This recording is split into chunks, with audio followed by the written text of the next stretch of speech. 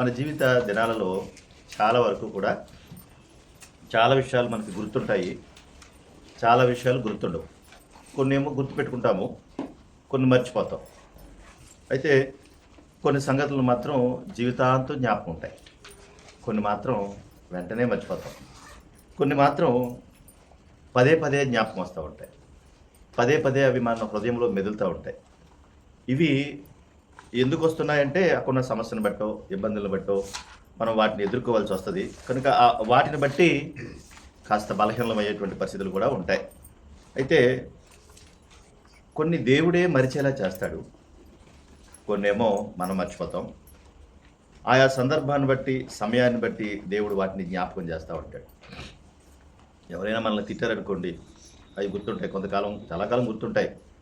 సాధారణంగా మనకు ఎవరైనా మనం అప్పిస్తే కూడా గుర్తుంటాం, సర్వసాధారణంగా జరిగేది అది. కానీ మనకు అవసరమైనటువంటి విషయాల్లో కొన్ని గుర్తుపెట్టుకోవాలి, కొన్నేమో మర్చిపోవాలి కూడా.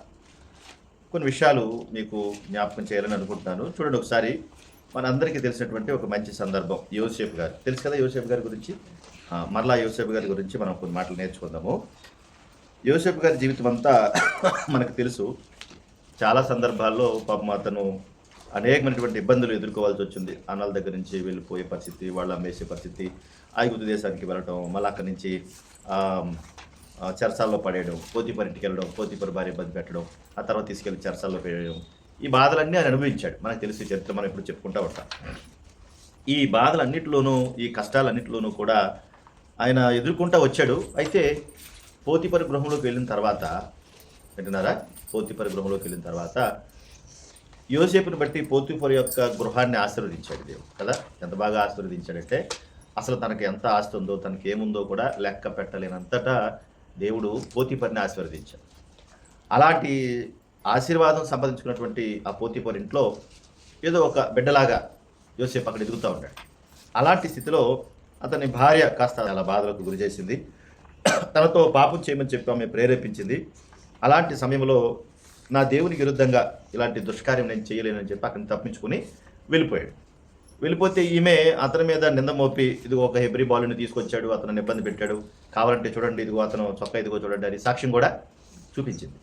ఇప్పుడు చూసిన వాళ్ళందరూ కూడా ఏమంటారు, తొందరగా వెంటనే నమ్ముతారు కదా. ఎందుకంటే ఎదురుగుండా అతను షర్ట్ కనబడతా ఉంది, ఆ జరిగిన సంగతి కనబడతా ఉంది, ఈవిడేమో గోల్డ్ మనీ ఏడుస్తూ ఉంది. కాబట్టి ఇవన్నీ కనబడతాయి. కాబట్టి పోతీఫర్ వచ్చాడు, పోతీఫర్కు కంప్లైంట్ చేసింది. పోతీఫర్ కంప్లైంట్ చేస్తే పోతీఫర్ ఏం చేశాడంటే, నువ్వు ఇలా చేసావా, అలా చేసావా అని చెప్పి వెంటనే తీసుకెళ్ళి అతన్ని చెరసాలకు అప్పగించేశారు కదా. మనకు తెలుసు కదా ఇదంతా. చెరసాలకు అప్పగించేస్తే ఆ చెరసాల అధిపతి యోసేపు యొక్క సుగుణాలు, అతనిలో ఉన్నటువంటి మంచి గుణాలు చూసి చెరసాల యొక్క తాళాలు కూడా అతని చేతికి ఇచ్చాడు. అందులో ఉన్నటువంటి ఖైదీలందరినీ అతని చేతికి అప్పగించాడు. ఇలా చెరసాల్లో పడి ఇబ్బంది పడి వెళ్తున్న ఆ సమయంలో యోసేపు అక్కడున్నటువంటి ఆ పరిస్థితుల మధ్య ఉన్నప్పుడు ఇద్దరు మాట్లాడుకుంటూ ఉన్నారు. ఇద్దరు మాట్లాడుకున్నటువంటి విషయాలు వాళ్ళకి అర్థం కాల. ఎందుకు అంటే వాళ్ళిద్దరికీ కూడా చెరుకు కళ వచ్చింది. అందులో ఒకరు మనకు తెలుసు, ఎవరైనా అధిపతి అంటే రాజుగారికి తాగడానికి అందించేవాడు. భక్ష్యకారులు అధిపతి అంటే భక్ష్యకారులు ఏం చేస్తారంటే భక్ష్యం అంటే తినేది అన్నీ చెక్ చేసిన తర్వాత అప్పుడు అందించాలి. వాళ్ళే పానదాయకుల అధిపతి, భక్ష్యకారుల అధిపతి. వీళ్ళిద్దరికీ కళ వచ్చిన తర్వాత వీళ్ళిద్దరూ కూడా మాట్లాడుకుంటూ ఉంటే ఈ విషయాలన్నీ కూడా ఎక్కడికి వెళ్ళినాయి అంటే మన యోసేపు గారి దగ్గరికి వచ్చినాయి. ఎక్కడికి వచ్చినాయి? యోసేపు గారి దగ్గరికి వచ్చినాయి. ఎలా వచ్చినాయి అంటే వాళ్ళిద్దరూ కూడా చెరసాల్లో ఉన్నప్పుడు ఖైదీలందరూ ఉంటారు కదా, ఖైదీలందరినీ చూసినప్పుడు చెరసాల్లో ఎందుకు మీరు అలా చింతగా ఉన్నారు, ఎందుకలా మీరు బాధగా ఉన్నారు, ఏమైంది మీకు అని అడిగారు. అలా అడుగుతున్నప్పుడు వాళ్ళు చెప్తున్నటువంటి మాటలు చూడండి ఒకసారి. ఆదికాండం 40 అధ్యాయము 5వ వచనంలో వారిద్దరూ అనగా చెరసాల్లో బంధిన ఐగుప్తు రాజు యొక్క పానదాయకుడు భక్ష్యకరుడు ఒకటే రాత్రి కలగనిది, ఒక్కొక్కడు వేరు వేరు భావములు కల కనీను. తెల్లవారినప్పుడు యోసేపు వారి ఎత్తుకు వారిని చూడగా వారు చింతాక్రాంతులై ఉండేది. ఎలా ఉన్నారంటే అప్పుడు వాళ్ళు చింతాక్రాంతులు అంటే ఏంటి, వారికి వచ్చినటువంటి కళను బట్టి వాళ్ళు దుఃఖంలో ఉన్నారు, బాధలో ఉన్నారు. అలా బాధలో ఉన్నప్పుడు వాళ్ళు ఏం చేస్తున్నారంటే ఎవరు చెప్పుకోవాలి? ఇప్పుడు మీకే ఒక కళ వచ్చిందనుకోండి, రకరకాల భయంకరమైన కళ వచ్చిందనుకోండి, అప్పుడు ఎలా ఉంటారు మీరు? పొద్దున్న మీ ఫీలింగ్ కళను బట్టి మన ఆనందమైనా కావచ్చు, మన దుఃఖమైనా కావచ్చు. అప్పుడు మనం రకరకాల మనం అయిపోతాం కదా. కాబట్టి వాళ్ళకు వచ్చిన కళను బట్టి వాళ్ళు కూడా భయం వేసింది, వాళ్ళు చింతాక్రాంతులై ఉన్నారు, ఇబ్బంది పడతా ఉన్నారు. అప్పుడు యోసేపు చూశాడు, ఏం జరిగింది మీకు, ఏంటి, ఎందుకు ఇలా ఉన్నారంటే, అయ్యా మాకు కళ వచ్చింది. ఏం కళ వచ్చింది మీకు అని అంటే, అప్పుడు పానదాయకుల అధిపతి భక్ష్యకారుల అధిపతి కూడా వాళ్ళ కళలు చెప్పారు. ఒకసారి వాళ్ళ కళ చూపిస్తాను మీకు. 40వ అధ్యాయంలోనే ఇద్దరు కూడా కళలు కన్నారు. ఏమైంది మీకు చెప్పమంటే, అప్పుడు 9వ వచనంలో అప్పుడు పానదాయకుల అధిపతి యోసేపును చూసి, నా కలలో ఒక ద్రాక్షవల్లి నా ఎదుట ఉంది. ఆ ద్రాక్షవల్లికి 3 తీగలు ఉన్నాయి. అది చిగురించినట్టు ఉండెను, దాని పువ్వులు వికసించాను, దాని గెలలు పండి ద్రాక్ష ఫలం. ఒక ద్రాక్షవల్లి అంటే ఒక ద్రాక్ష చెట్టు. అది చాలా బాగుంది. దానికి 3 తీగలు ఉన్నాయి. అది చిగురించింది, పువ్వులు పూసింది, కాయలు కాసింది. ఆయన అలా జరిగిందా అంటే, సరే మరి నీకేమొచ్చింది చెప్పు అంటే, అప్పుడు ఇతను కూడా చెప్పడం ప్రారంభించాడు. 16వ వచనంలో భక్ష్యకారుల అధిపతి అతన్ని చూచి, ఇట్లా నేను ఒక కలగన్నాను, ఇదిగో తెల్లని పిండి వంటలు గల 3 గంపలు నా తల మీద ఉన్నాయి. మీది గంపలో పరో నిమిత్తం ఒక సమస్త విధమైన పిండి వంటలు ఉన్నాయి. పక్షులు నా తల మీద ఉన్న గంపల నుండి వాటిని తీసుకుని తింటున్నాయి అన్నాడు. ఇతనికి వచ్చిన కళ భావం చెప్పాడు. ఇప్పుడు ఇతనికి వచ్చిన కళ ఇతను చెప్పాడు, అతనికి వచ్చిన కళ అతను జ్ఞాపకం చేశాడు. అప్పుడు యోసేపు విని అప్పుడు మాట్లాడుతూ వచ్చాడు. ఏమని మాట్లాడాడు అని అంటే, మీకు ఇద్దరికి వచ్చినటువంటి కళ ఒక్కటే, అయితే ఆ కళలో ఉన్నటువంటి భావాలను చెప్తాను. ఇదిగో భక్ష్యకారుడు 40వ అధ్యాయం 20వ వచనంలో, 3వ దినమందు జరిగినది ఏమనగా, ఆ దినము ఫరో జన్మదినము గనుక అతడు తన సేవకులందరికీ విందు చేయించి వారి నడుమ పానదాయకుల అధిపతి తలను భక్ష్యకారుల అధిపతి తలను పైకెత్తి పానదాయకుల అధిపతి ఉద్యోగం మరలా అతనికి ఇచ్చాను కనుక అతడు ఫరో చేతికి గిన్నె ఇచ్చాను. ఏమైంది అక్కడ? పానదాయకుల అధిపతికి ఏమొచ్చింది? ద్రాక్ష వల్ల వచ్చింది. అవునా? రైటేనా? భక్ష్యకారుల అధిపతికి ఏమొచ్చింది? పిండి వంటలు 3 గంపలు తల మీద ఉండేను, మీది గంపలు పరో నిమిత్తము గంప ఉంది, నా తల మీద ఉన్న ఆ గంపల నుండి వాటిని తీసుకుని పక్షులు ఏం చేస్తున్నాయి? తింటున్నాయి అన్నాడు. ఇప్పుడు ఏం చెప్పాడు ఇతను? 3 గంపలు 3 రోజులు, 3 దినాల్లోగా ఫరో నీ మీద నుండి నీ తల పైకెత్తి మ్రాను మీద నిన్ను వేలాడదీంచను, అప్పుడు పక్షులు నీ మీద నుండి నీ మాంసమును తింటాయి అన్నాడు. 3వ రోజున ఏం జరిగింది? ఆ దినము ఫరో జన్మదినము గనుక అతడు తన సేవకులందరికీ విందు చేయించి వారు మా పానదాయకుల అధిపతిని తల భక్ష్యకారుల తలను పైకెత్తి పానదాయకుల అధిపతి ఉద్యోగము మరలా అతనికి ఇచ్చాను గనుక అతడు ఫరో చేతికి గిన్నెనిచ్చాను. మరియు యోసేపు వారికి తెలిపిన భావము చొప్పున భక్ష్యకారుల అధిపతిని వేలాడ దీయించెను. ఏం చెప్పాడు? పక్షులు నీ మీద నుండి నీ మాంసం తింటాయి, నీ పని అయిపోయింది. పానదాయకుల అధిపతికి ఏమో తిరిగి తన ఉద్యోగం తనకి ఇచ్చేశాడు. భక్ష్యకారుల అధిపతికి ఏమో వచ్చిన దాన్ని బట్టి ఏమైంది? అక్కడ అతని ఉద్యోగం పోయింది, అతను చంపించేశాడు. ఈ సందర్భం యోసేపు జ్ఞాపకం చేశాడు వాళ్ళకి కదా. యోసేపుకు దేవుడు ఆ జ్ఞానం ఇస్తే దాన్ని బట్టి వాళ్ళకి చెప్తే ఆ ప్రకారంగానే అది జరిగింది. అప్పుడప్పుడు దేవుడు కూడా మనకు ఇలాంటివి కొన్ని తెలియజేస్తూ ఉంటాడు. మనకు తెలియదు, కొన్ని విషయాల్లో మర్చిపోతూ ఉంటాం. అయితే ఇక్కడ ఒక మాట చెప్పాడు. ఇక్కడ చూడండి 23వ వచనంలో, 40వ అధ్యాయం ఆదికాండం 23వ వచనంలో, అయితే పానదాయకుల అధిపతి యోసేపును జ్ఞాపకము చేసుకొనక అతన్ని మరిచిపోయాను. పానదాయకుల ఏం చేశాడు? మర్చిపోయాడు. మేలు పొందాడా? పొందాడు. కానీ ఏం చేశాడు? మర్చిపోయాడు. ఇప్పుడు ఏం చేయాలి? ఇప్పుడు మరి ఇప్పుడు పానదాయకుల అధిపతిని తప్పట్టుకోవాలి కదా మనం, ఇంత చేసావు నువ్వు అని. చేసిన మేలును చాలా మంది మర్చిపోతారు కనుక ఆ రోజున కూడా మర్చిపోయాడు. ఇక్కడ 2 రకాలు కూడా ఆలోచించాలి. చాలాసార్లు ఎట్లా ఉంటుందంటే, మనకు తెలుసుండి కొన్ని మర్చిపోతాము, తెలియకుండా కూడా కొన్ని మర్చిపోతూ ఉంటాం. మర్చిపోయింది ఏంటి ఇది అని అనుకోకూడదు. మనం పోయింది ఏంటి అని అనుకోకూడదు. ఎందుకంటే ఏ సమయానికి ఏది అవసరమో మనకన్నా బాగా ఎవరికి తెలుసు? దేవునికి తెలుసు. ఎప్పుడు ఏది ఉండాలో, ఎప్పుడు ఎలా నడిపించాలనే విషయం. ఇక్కడ ఏం జరిగింది? ఆ విషయాన్ని మర్చిపోయాడు. మర్చిపోయిన తర్వాత రాజుగారికి మళ్ళీ కళ్ళు వచ్చినాయి కదా. రాజుగారికి కళ్ళు వచ్చినాయా? రాజుగారికి కళ్ళు వచ్చినాయి. ఆ తర్వాత ఆ రాజుగారు కూడా ఆలోచిస్తూ ఉంటే, ఇప్పుడు ఈ కళ్ళకి ఎన్ని ఇలా ఎందుకు వచ్చినాయి, ఏంటో నాకు తెలియట్లేదని రాజుగారు ఇబ్బంది పెడతా ఉంటే అప్పుడు జ్ఞాపకం వచ్చింది. చూడండి 41వ అధ్యాయము ఆదికాండము 9వ వచనంలో, అప్పుడు పానదాయకుల అధిపతి నేడు నా తప్పిదములను జ్ఞాపకము చేసుకొనుచున్నాను. ఎప్పుడు గుర్తొచ్చింది? రాజుగారికి కూడా కళ్ళొచ్చిన తర్వాత ఆ కళ్ళ భావం అంతకుముందు వీళ్ళకి వచ్చింది కదా. మరి వీళ్ళకి వచ్చినప్పుడు అది గుర్తొచ్చింది కదా. ఇప్పుడు రాజుగారికి కళ్ళు వచ్చిన తర్వాత అప్పుడు గుర్తొచ్చింది, అయ్యో నేను తప్పిదం చేశాను, నాకు జ్ఞాపకం వచ్చింది. నేనేమనుకుంటున్నానంటే, ఆ సమయాన్ని దేవుడు మరిచేలా చేశాడు. ఎప్పుడు జ్ఞాపకం రావాలో ఆ విషయం అప్పుడు గుర్తొచ్చేలా చేశాడు. కొన్ని విషయాలు వెంటనే మర్చిపోవాలి, కొన్ని గుర్తెట్టుకోవాలి. కొన్ని వెంటనే చెప్పాలి, కొన్ని వెంటనే చెప్పకూడదు. ఇది మనకి. కానీ ఏం జరిగిందంటే మొత్తం మీద మర్చిపోయాడు. కానీ ఎప్పుడు గుర్తొచ్చింది? అంటే రాజుగారికి కళ్ళు వచ్చిన తర్వాత గుర్తొచ్చింది. ఒకవేళ వెంటనే చెప్పుంటే ఒకవేళ రాజుగారు ఏం చేసేవాడో తెలియదు. వెంటనే చెప్పుంటే రాజుగారు ఏం చేసేవాడో తెలియదు. కానీ తర్వాత చెప్పడం వల్ల ఏమైందంటే, అవునా అట్లా ఉన్నాడా, అయితే వెంటనే యోసేపుని బయటకు తీసుకురండి అన్నాడు. యోసేపుని తీసుకురమ్మంటే మరి రాజుగారి దగ్గరికి వెళ్ళేటప్పుడు ఎట్లా వెళ్ళాలి? ఎలా పడితే అలా వెళ్ళడానికి వీళ్ళేది. అతనికి తలస్నానం చేయించాలి, మంచి బట్టలు వేయాలి, మంచి కటింగ్ ఉండాలి, నీట్గా రావాలి. ఇప్పుడు ఆ రోజున యోసేపుని తీసుకొచ్చారు. యోసేపును తీసుకొచ్చిన తర్వాత యోసేపుతో మాట్లాడుతున్న సందర్భాలన్నీ చెప్పిన తర్వాత, రాజా మీరు చెప్పేవన్నీ నేను చెప్పలేను కానీ దేవుడు చెప్పగలడు. నా వల్ల అయితే కాదు. కనుక ఇదిగో జరిగింది, ఇగో ఇలా జరిగింది. మీకు వచ్చినటువంటివి కళ్ళివి, వాటి భావాలివి. ఇదిగో కరువు వస్తా ఉంది. ఆ కరువును ఎదుర్కోవాలంటే ఇలా చేయాలి. ఇది దేవుడు చెప్పే విషయాలు. కాబట్టి జరగబోయే దాన్ని దేవుడు ముందు మీకు జ్ఞాపకం చేశాడు అని యోసేపు చెప్పాడు. మీరు ఎలా అర్థం చేసుకున్నారో తెలియదు గానీ, ఇప్పుడు అక్కడ వాళ్ళకి కళ్ళొచ్చాయి. వాళ్ళ కలభావాన్ని చెప్పడానికి వీళ్ళని వాడుకున్నాడు అక్కడ. అక్కడ మర్చిపోయేలా చేశాడు. ఇక్కడ రాజుగారికి కళ్ళొచ్చాయి. ఇక్కడ మళ్ళా జ్ఞాపకం వచ్చేలా చేశాడు దేవుడే. జ్ఞాపకం వచ్చేలా చేశాడు. అక్కడితో ఆగలేదు. ఇతనికొచ్చినటువంటి ఆ జ్ఞాపకాలు, ఆ కళలను బట్టి యోసేపును అక్కడ వాడుకుని దేవుడు యోసేపు ద్వారానే మరలా ఆ కార్యం చేశాడు. యోసేపును ఐగుప్తు సింహాసనం మీద కూర్చోబెట్టాడు. ఇదంతా ఎలా జరిగిపోయింది అనంటే, అక్కడ పానదాయకుల అధిపతి, భక్ష్యకారుల అధిపతికి వచ్చినటువంటి కళ భావం చెప్పడం వల్ల చూసారా? అందుకే మనకు తెలియదు. పెంట కుప్పల మీద నుండి దీనులను పైకెత్తువాడను నేనే అంటాడు. పెంట కుప్పల మీద నుండి నేను లేవనెత్తానంటే ఇప్పుడు యోసేపు పరిస్థితి అదే కదా. కానీ అక్కడి నుంచి తీసుకొచ్చాడు. కనుక దేవుడు మర్చిపోయాడా అంటే మర్చిపోలేదు. కొన్నేమో మనం మర్చిపోతాం, కొన్నేమో జ్ఞాపకం ఉంచుకుంటాం. మనము ఎలాగ వెళ్ళిపోతామనంటే మనం సాధారణంగా మనందరం కూడా అవసరమైనవి మర్చిపోతాం, అనవసరమైనవి గుర్తెట్టుకుంటాం. జ్ఞాపకం ఉంచుకోవలసినవి ఏమో మర్చిపోతాం, మర్చిపోవలసినవి ఏమో గుర్తుపెట్టుకుంటాం. అక్కడే మనం ఎదగం, తెలుసా మీకు? అక్కడ మనం ఎదగం, మనం ఫలించం. ఇది మనం గుర్తుపెట్టుకోకూడదు, ఇది మనకు అనవసరమైన సంగతి, ఇది మనకు వద్దు అనుకుంటే అదే గుర్తుపెట్టుకుంటాం. ఇది మనకు అవసరం లేదు అనుకుంటే ఇదే జ్ఞాపకం చేసుకుంటాం. అక్కడ చెడిపోతా ఉంటాం. అందుకే మనకు రావాల్సిన దేవుళ్ళు కూడా రావు. మనం ఎట్లా మన ఎదుగుదల కూడా అక్కడే ఆగిపోద్ది. ఒకవేళ యోసేపు అక్కడే ఉండిపోతే గనక ఏమైపోయేవాడు? ఇక్కడ యోసేపు దేవుణ్ణి నమ్ముకున్నాడు. దేవుని పట్ల శ్రద్ధ కలిగి ఉన్నాడు.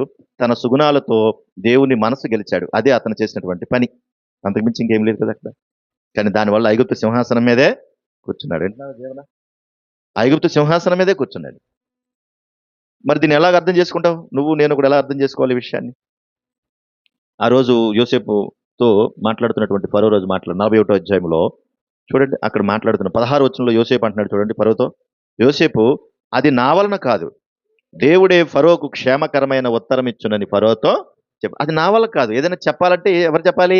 దేవుడే చెప్పాలి. నా వల్ల అయితే కాదు అంటున్నాడు. అంతా చెప్పిన తర్వాత ఫరో మాట్లాడుతున్నాడు చూడండి అక్కడ 37వ వచనంలో.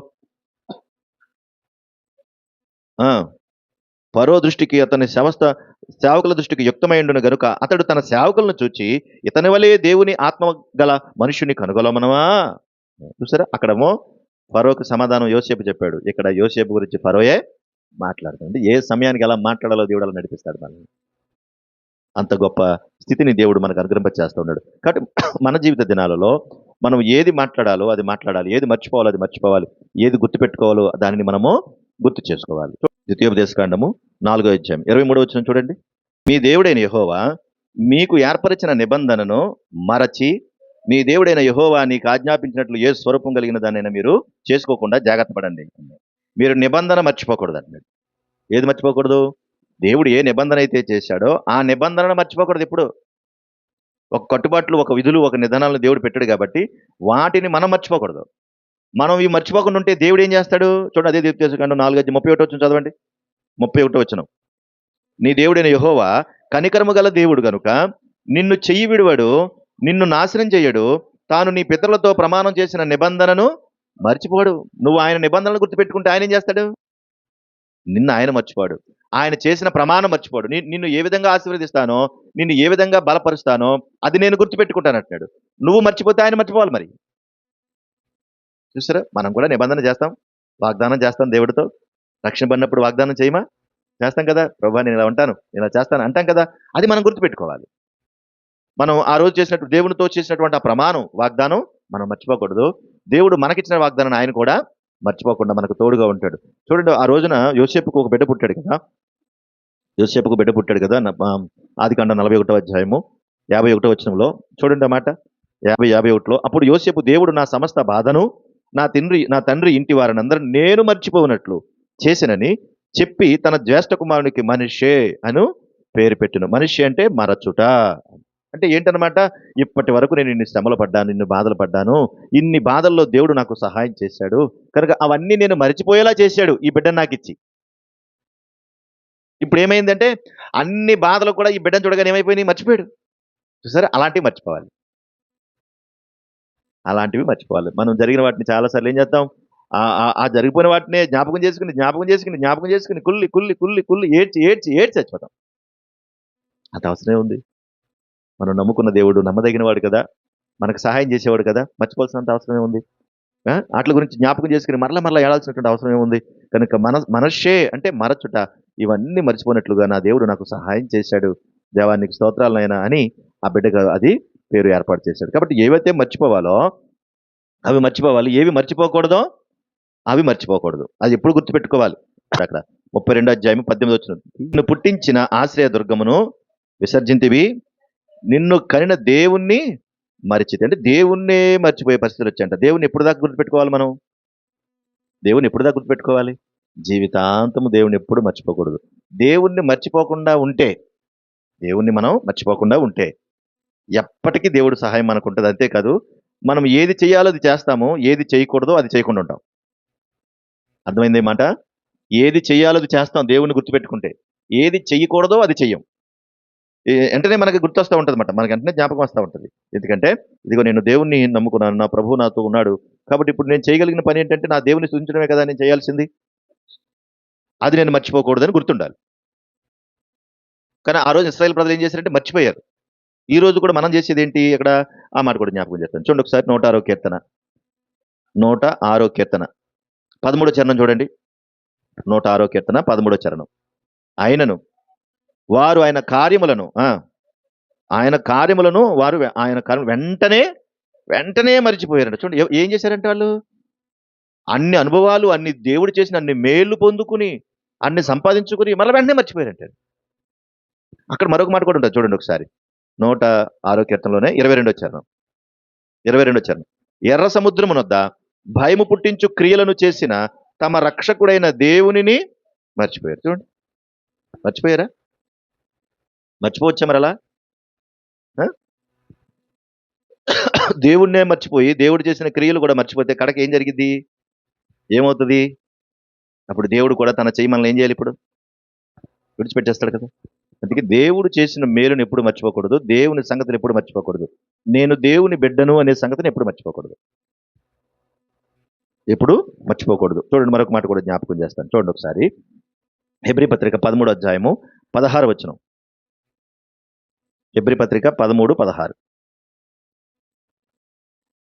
ఉపకారమును ధర్మమును చేయ మర్చిపోకుడి, అట్టి యాగములు దేవునికి ఇష్టమైనవి అంటాడు.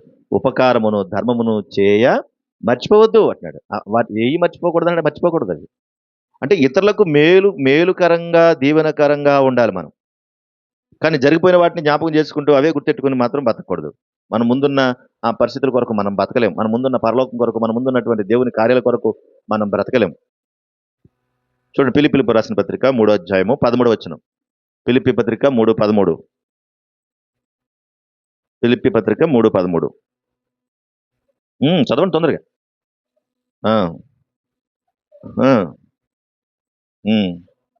అయితే ఒకటి చేయుచున్నాను, వెనుకున్నవి మరచి ముందున్న వాటికై వేగిరపడుచు. చాలా వెనుకున్న వాటిని ఏం చేస్తున్నాను? నేను మర్చిపోయాను. వెనుకున్నవి మర్చిపోయాను అంటే వెనుకున్నవంటే మన పాత గత జీవితంలో జరిగిన సంగతులను మర్చిపోవాలి. అవన్నీ మర్చిపోయి ముందున్నవి ఏంటి? నేను చేయాల్సిన పని ఏంటి? నా విశ్వాసాన్ని కాపాడుకోవాలి ఎట్లా, నా కుటుంబాన్ని ఎట్లా కాపాడుకోవాలి, నా జీవితాన్ని ఎట్లా కాపాడుకోవాలి, పరలోకం వెళ్ళడానికి, దేవుని దగ్గర ఉండడానికి దేవుడు నాకు అప్పగించిన బాధ్యతలు ఏంటి, నేను చేయాల్సినటువంటి పనులు ఏంటి, ఇవి గుర్తుంటే మనం ఎట్లా మసులుకోవాలో, ఎలా బ్రతకాలో మనం నేర్చుకుంటాం. అందుకే వెనకున్నవి మరిచి అంటే ఇంకా వెనకున్న వాటిని అస్తమాన పాత రోత జీవితం ఇంకెందుకు జ్ఞాపకం చేసుకోవడం? దానివల్ల మనకి లాభమేమీ లేదు కదా. కనుక వాటిని చేసుకోవాలి. అంతేకాదు పేతురు రాసిన 2వ పత్రిక 1వ వచనం 9వ వచనం, 1వ అధ్యాయం 9. పేతురు రాసిన 2వ పత్రిక 1:9 చదవండి. 1:9.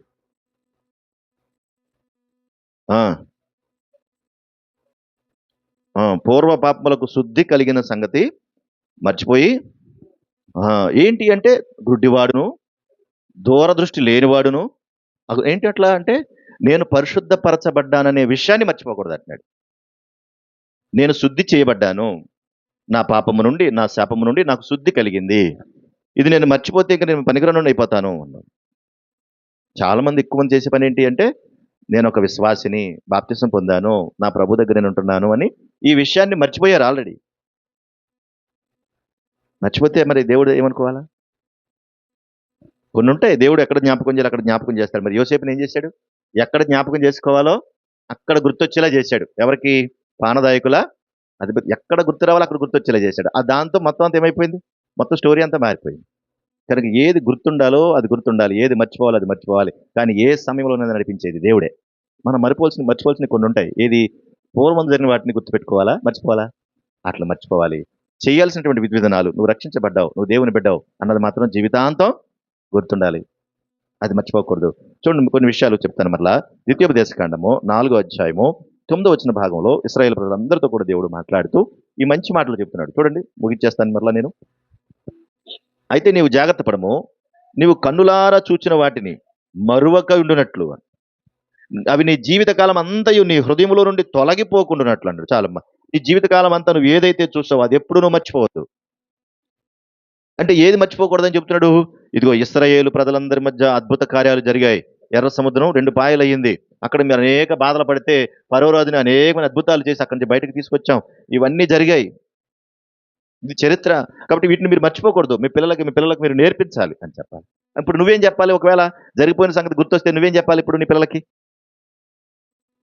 నీ కొడుక్కి, నీ మనవడికి, నీ మనవరాలకి, నీ బిడ్డలకి నువ్వేం నేర్పించాలి అంటే, ఒరేయ్, ఒకప్పుడు నేను పాపంలో బతికాను, నా జీవితం అంతా పాపమే, అనేక ఇబ్బందులు ఎదుర్కొన్నాను, అనేక కష్టాలు ఎదుర్కొన్నాను. ఇదిగో నా పాపం నుండి, నా శాపం నుండి ప్రభు అయిన యేసుక్రీస్తు వారు నాకు విడుదలనిచ్చారు, నా కొరకు ప్రాణం ఇచ్చారు, రక్తాన్ని చిందించారు. ఇదిగో నువ్వు కూడా ఆయన దగ్గర ఉంటే నిన్ను కూడా ఆయన కాపాడతాడు, నిన్ను కూడా ఆయన రక్షిస్తాడు. నీకు గుర్తొచ్చింది అంటే అది రక్షణకరంగా ఉండాలి. కానీ మనకి ఈ గుర్తుంటాయండి. ఎవడ పిచ్చోడో అది గుర్తుంటది కదా, గుర్తుంటది కదా. ఎవడెప్పుడు మనల్ని తిట్టాడో గుర్తుంటది, ఎవడెప్పుడు మనల్ని ఇబ్బంది పెట్టాడో గుర్తుంటది, ఎవరెవరు మనల్ని హింసించారో గుర్తుంటది. కానీ ప్రభు నీకు రక్షణ ఇచ్చాడే, అది మాత్రం గుర్తుండదు. తప్పు కదా మరి అది? తప్ప కదా చెప్పండి? అవి మర్చిపోవాలంటున్నాడు దేవుడు. ఆ తర్వాత చూడండి, 6వ అధ్యాయం 12వ వచనం, ద్వితీయోపదేశకాండం 6:12. దాసుల గృహమైన ఐగుప్తు దేశంలో నుండి నిన్ను రప్పించిన యెహోవాను మరవకుండా నువ్వు జాగ్రత్త పడు. ఎక్కడి తీసుకొచ్చా నేను? ఇదిగో నువ్వు దాసుల గృహంలో నానా ఇబ్బందులు పడతా ఉంటే అక్కడి నుంచి తీసుకొచ్చాను నేను. ఇప్పుడు నువ్వేం చేయాలా? మర్చిపోకూడదు నువ్వు. ఆ దాసత్వానికి సూచన ఏంటి? భయంకరమైన పాపం. ఇప్పుడు ఈ పాపం నుండి మనకు ప్రభు ఏం చేశాడు? విడుదలనిచ్చాడు. నేను పాపిని, కానీ ప్రభు ద్వారా నేను పరిశుద్ధున్నయ్యాను అని గుర్తురావాలి. అది గుర్తుంటే మనం దేవునికి దగ్గరగా ఉండి మనం ఏం చేయాలనేది ఆలోచిస్తాం. యోసేపు అట్లాగా విడుదల పొందాడు. విడుదల పొందిన తర్వాత మరలా చెరసాల్లోకి వెళ్ళాడా? కారణం ఏంటి? వెళ్ళలేదు. కారణం ఏంటి అంటే తన దేవుని కొరకు అలా బ్రతికాడు, నిలబడ్డాడు. అలాగే తన దేవుని కొరకు అలా నిలబడ్డాడు. 119వ కీర్తన 16వ చరణం. 119వ కీర్తన 16వ చరణం. త్వరగా చదవాలి.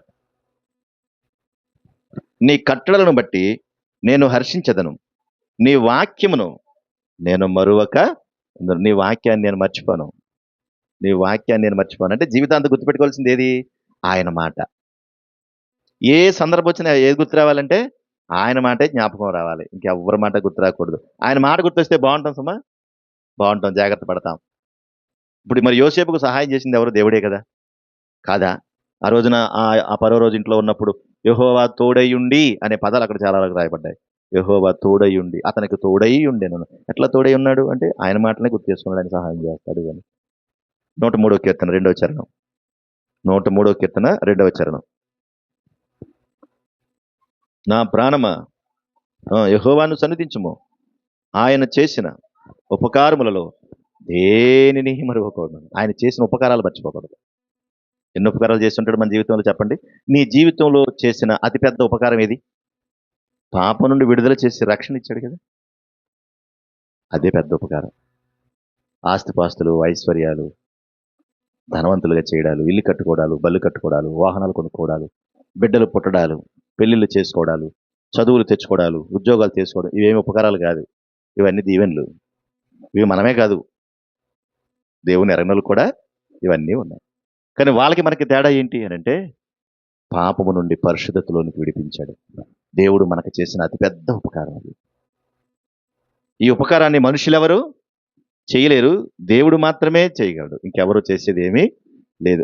ఇప్పుడు ఆ రోజున యోసేపుని తీసుకెళ్లి చెరసాల్లో పడేశారు, కొట్టారు, అన్నల గోతిలో పడేశారు, చాలా హింసలు పెట్టారు. కానీ వాటిని అన్నిటి నుంచి కూడా దేవుడు ఏం చేశాడు? విడుదలనిచ్చాడు.